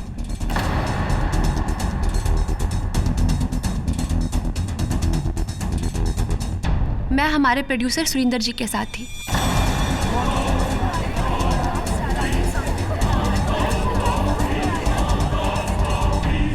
जी हाँ, ये सच है। नम्रता मेरे साथ थी। उसे मालविका की जगह मेन रोल करने को मिला था, इसीलिए नाटक शुरू होने से पहले मैं सारी बातें क्लियर करवा लेना चाहता था। थैंक यू, आपने सारी बातें यूं अदालत में जो साफ साफ क्लियर कर दी, उसके लिए thank you mister Shah. KD sir, अब तो आपका ये भ्रम दूर हो गया होगा कि योगेश झूठ बोल रहा था। नहीं, क्योंकि अगर नम्रता ग्रीन रूम में गई नहीं तो योगेश ने उसे ग्रीन रूम में देखा कैसे? Not possible. लेकिन ये पॉसिबल हो सकता है कि योगेश और राकेश ने मिलकर मालविका और अशोक का खून किया। योर ऑनर, मैं ये चाहता हूं कि ये अदालत योगेश को राकेश का साथ देने के जुर्म में और अशोक का खून करने के जुर्म में हिरासत में लेने का हुक्म दे।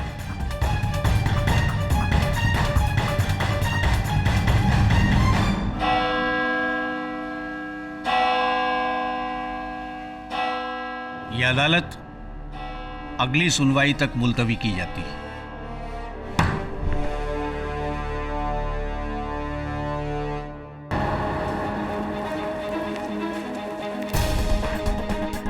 केडी सर, ये तो वही है सर। मैं अभी आया sir. I'll just come.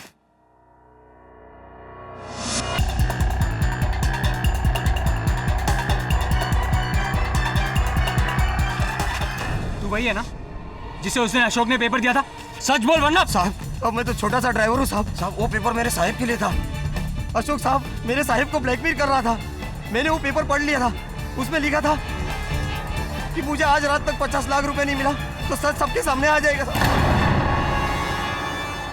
Mrs Ashok, आपका दुख हम समझते हैं। अशोक के असल हत्यारे तक पहुंचना चाहते हैं। कुछ जानती हैं आप उनके इस नाटक के बारे में? मुझे ज्यादा कुछ पता नहीं। मैं उनके प्ले के मामले में कभी इंटरफियर नहीं करती थी। लेकिन हाँ, जिस रात उनका कत्ल हुआ उस दिन सुबह उन्होंने मुझे ये एनवेलप दिया था और कहा था जब मैं फोन करूं तब इसे पोस्ट कर देना। मैं देख सकता हूँ?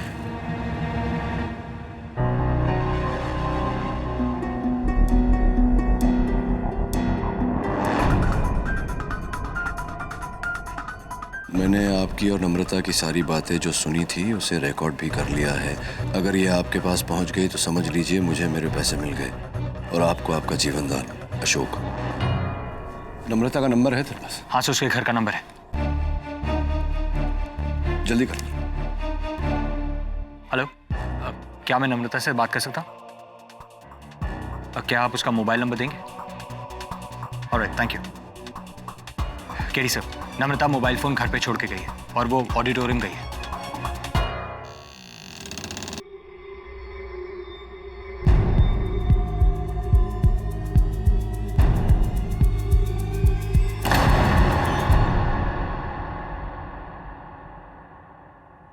आपने मुझे यहाँ क्यों बुलाया?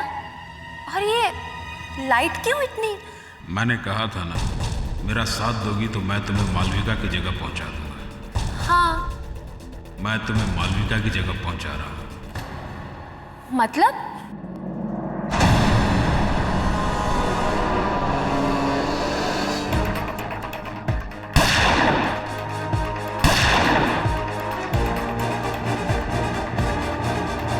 अब तुम्हारे पास भागने का कोई रास्ता नहीं है। योर ऑनर, दूध का दूध और पानी का पानी हो चुका है। बचाव पक्ष के पास ये ठोस साक्ष्य है कि अशोक और मालविका की हत्या न राकेश ने की है न योगेश ने। इसमें तीसरे व्यक्ति का हाथ है।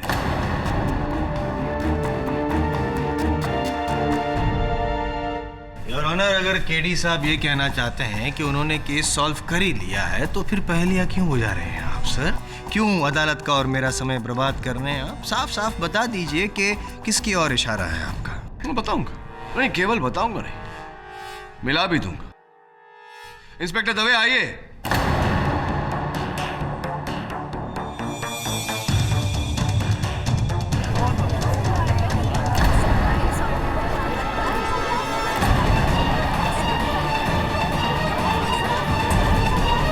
नम्रता जी, कल रात जो हुआ ऑडिटोरियम में, आपकी जान भी जा सकती थी। ये तो अच्छा है कि सही समय पर हमें सच्चाई का पता चल गया और आपकी जान बच गई। एक बात बताइए, मालविका के स्थान तक पहुंचने के लिए ये सब किया आपने? क्यों किया है सब? बोलिए नम्रता जी, क्यों किया आपने? मैं मालविका के ह्यूमिलिएशन से परेशान हो गई थी, तंग आ गई थी। मैं ये जानती थी कि जब तक वो हमारे ग्रुप में रहेगी मैं बस साइड रोल्स ही करती रहूंगी। इसलिए जब मुझे तुम्हारे अंदर भी मालविका की तरह बड़ा बनने की क्षमता है। बस जैसा मैं कह रहा हूं वैसा करती जाओ, तुम भी मालविका की तरह बड़ी बन जाओगी। मैंने वैसा ही किया जैसा मुझे बताया गया था। हाँ, मैंने ही राकेश की शीशी पर जिसपे अशोक के फिंगरप्रिंट्स थे उसे लाइट बूथ से उठाया और उसमें जहर लिया और उसे राकेश की तलवार पे लगा दिया। और जब सोमेश मालविका को मुलाठी देके निकल रहा था तो मैंने उसका फायदा उठाया और मैंने उसमें नींद की दवाई मिला दी।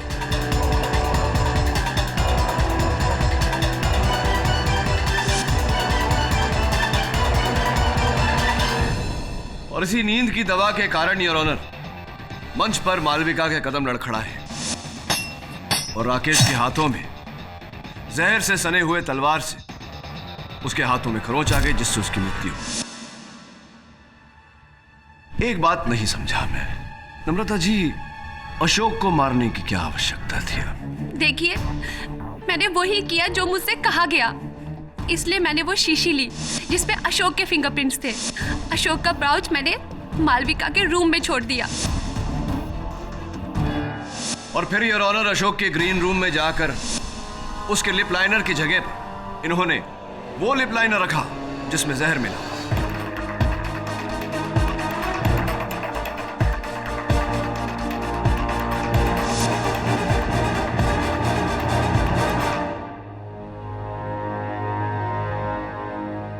अशोक को मारना इस कारण आवश्यक हो गया था योर ऑनर, क्योंकि अशोक ने इनकी सारी बातें सुन ली थी, केवल सुनी नहीं थी, रिकॉर्ड भी की थी। किसी को पता तो नहीं चल जाएगा कि हमने इस बारे में बात करने की भी कोई जरूरत नहीं है। मैंने तुमसे जो वादा किया वो पूरा किया। अब तुम भी सब कुछ भूल जाओ। मालविका को राकेश ने मारा है, शक की सुई अशोक पर भी है। ठीक है। कौन है वहाँ? अशोक। नम्रता जी, इसी कारण आपने अशोक की हत्या की। Am I right or am I right? हाँ, ये सब मैंने किया, लेकिन इस सब में मैं अकेली नहीं थी। ये सब मैंने किसी के कहने पे किया है। 100% सही योर ऑनर, किसी के कहने पर किया, और वो किसी का नाम है सुरेंद्र शाह।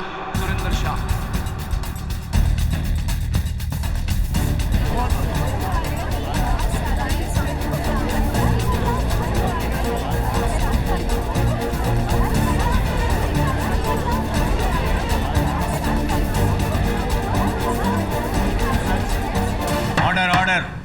सुरेंद्र जी, आपकी अभियुक्त अदालत में अपना कथन दे चुकी है। सारे साक्ष्य आपके सामने हैं। आपको इंस्पेक्टर दवे ने नम्रता जी पर गोली चलाते हुए रंगे हाथों पकड़ा।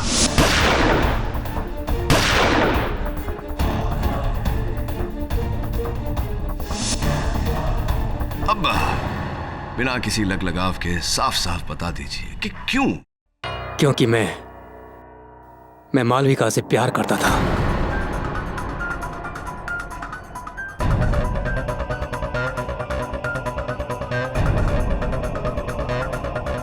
लेकिन उसे किसी के इमोशन की कोई परवाह नहीं थी। वो केवल मेरे पैसों पर ऐश कर रही थी। मेरे अलावा पता नहीं कितने लोगों से उसके संबंध थे। और जब मुझे पता चला कि उसका अफेयर अशोक से भी है और वो अशोक पर शादी का दबाव डाल रही है, तो मैंने इस बारे में उससे बात करनी चाहिए। तो उस 2 टके की औरत ने मुझे बहुत बड़ी गाली दे दी। उसने मुझे यहां तक कह दिया कि मुझमें उसे संभालने की ताकत नहीं है, इसलिए वो अशोक के पास जा रही है। मैं पूरी तरह टूट चुका था। फिर मैंने सोचा कि अब मालविका को इस दुनिया में जीने का कोई अधिकार नहीं है, और नम्रता को मैंने अपने साथ मिलाया, उसे मेन लीड रोल देने का लालच देकर। और इस तरह मैंने नम्रता के हाथों मालविका का खून करवा दिया। और इसी कारण बेचारे अशोक को भी मारना आवश्यक हो गया था। अशोक और मालविका के कत्ल का मुझे कोई अफसोस नहीं।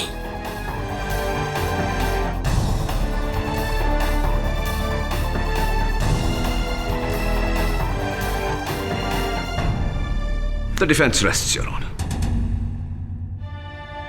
यह अदालत राकेश त्रिपाठी को इस केस से बाइज्जत बरी करती है और मालविका मल्होत्रा और अशोक त्यागी के कत्ल के जुर्म में नम्रता माथुर और सुरेंद्र शाह को न्यायिक हिरासत में लेकर उन पर मुकदमा चलाने का हुक्म देती है।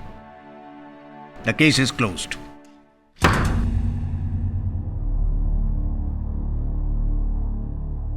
On time, every time. क्या करें, टाइम टाइम की बात है, नहीं? और भी दिलचस्प कहानी देखने के लिए हमारे चैनल को सब्सक्राइब करें और बेल आइकॉन दबाना न भूलें।